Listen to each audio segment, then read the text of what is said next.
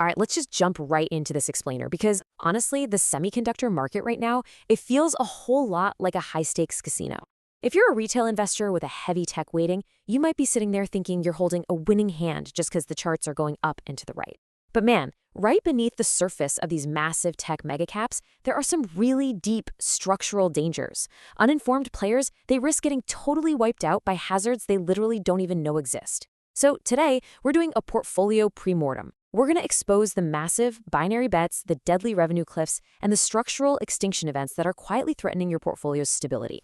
You really got to ask yourself this fundamental question. Are you investing or are you just gambling?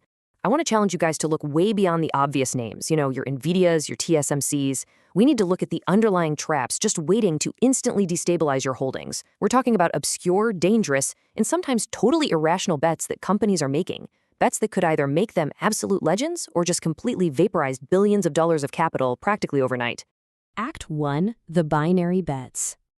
Okay, so this whole thing revolves around Marvell and their massive $3.8 billion acquisition of a startup called Celestial AI. This is a massive, all-or-nothing roulette spin on some seriously unproven technology, and it's totally polarized the investment community. It perfectly illustrates the two crazy extremes of this kind of gamble. On one hand, outcome one, massive success.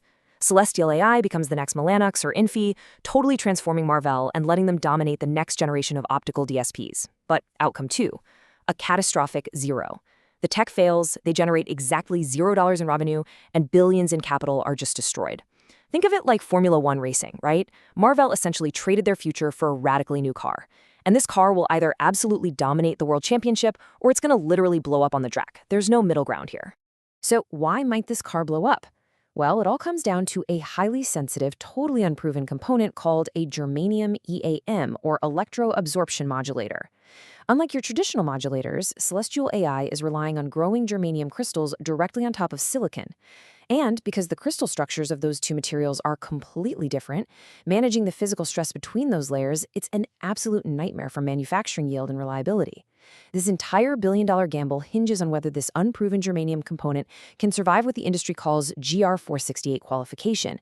Now, that is a grueling 10,000-hour reliability test. We're talking over a year of continuous, brutal stress testing. If that component degrades at all, the entire thesis just collapses. And the absolute most crucial point here is the timeline. See, Marvell structured an earn-out clause that requires Celestial AI to hit $500 million in revenue by calendar year 2028. That 2028 date is incredibly telling, isn't it?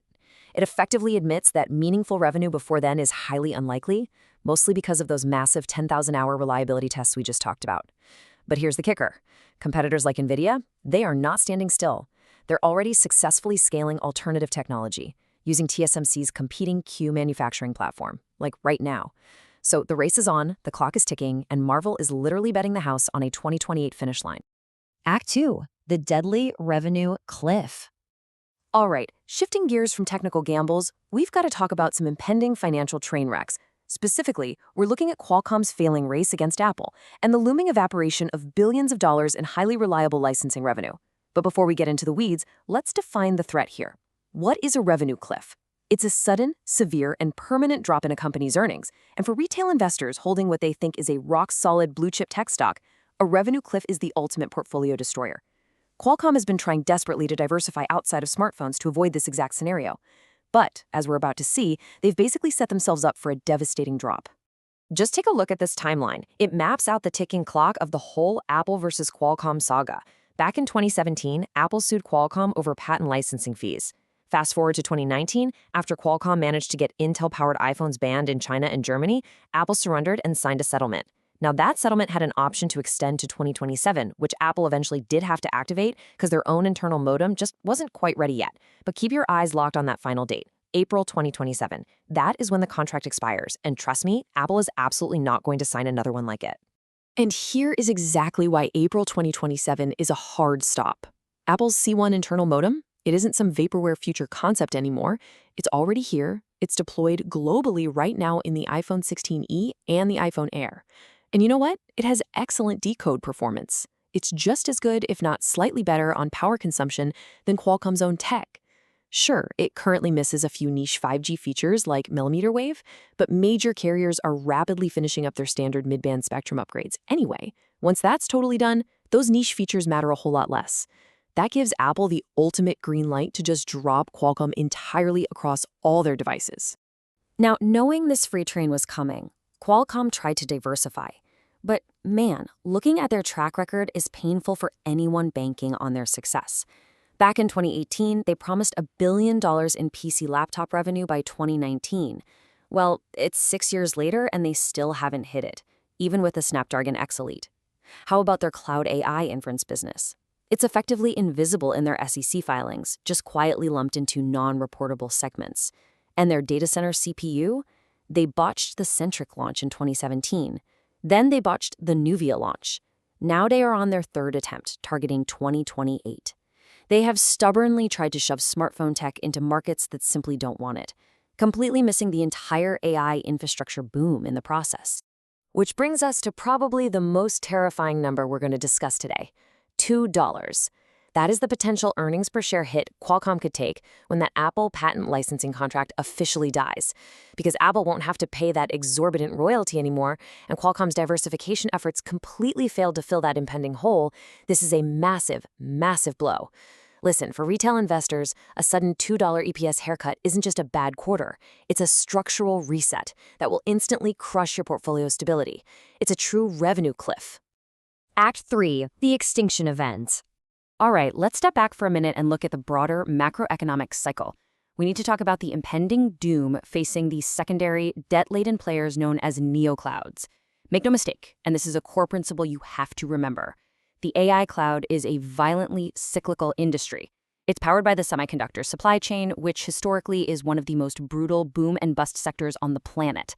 I know we're in a massive boom right now, but this cycle will inevitably turn. And when the market hits even a minor speed bump in demand, those newly formed, debt-heavy neoclouds are the most dangerously exposed players on the board. So what actually pops the bubble for these companies? Well, it ultimately comes down to the relentless pace of hardware upgrades. When generation N+1 hardware arrives, like say a massive leap in processing power, it doesn't just quietly compete with the old generation N1 stuff, it completely obsoletes it. These neoclouds have purchased wildly expensive AI clusters financed with massive amounts of debt, assuming a nice steady 3 to 4 year depreciation schedule. But we live in a power-constrained world. You have to upgrade your servers early just to stay competitive. And that dynamic, it breaks their financial models entirely. And that brings us to a really harsh, inescapable reality. The big hyperscalers, your Amazons, Microsofts, Googles, they aren't going to slow down their product roadmaps just to let the little guys digest a temporary glut of capacity. No way. It's a brutal game of attrition. In fact, Microsoft's leadership has basically already hinted at this publicly. They are perfectly happy to wait it out, let the hardware cycles turn, and simply buy up the cheap, leased corpses of their debt-ridden neocloud competitors when they inevitably go bankrupt. It's a game of scale, and only the absolute best capitalized are going to survive. Surviving the danger zone. So, the big question, how do you actually survive this danger zone?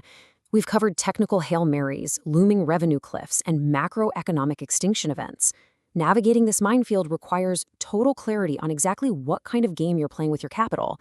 It really boils down to this idea: poker is a game of skill where the top 1% take most of the winnings. Slot machines are zero skill. Don't think these neoclouds are anything serious. See, understanding the GR468 reliability tests of Marvell's chips or tracking the exact timeline of Qualcomm's 2027 Apple cliff, that is playing poker. You're actively reading the table. But blindly buying debt-laden AI cloud providers just because AI is trending, my friend, that is sitting at a slot machine programmed to take your money. Which leads me to leave you with this final provocative thought. Open up your portfolio today and take a hard, honest look at your tech holdings. We've just uncovered the catastrophic hidden risks lurking right beneath the surface: the unproven tech, the dying contracts, the cyclic debt traps. So I really have to ask you, based on what you know now, are you playing a calculated game of poker, or are you just pulling the slot machine lever and hoping for the best?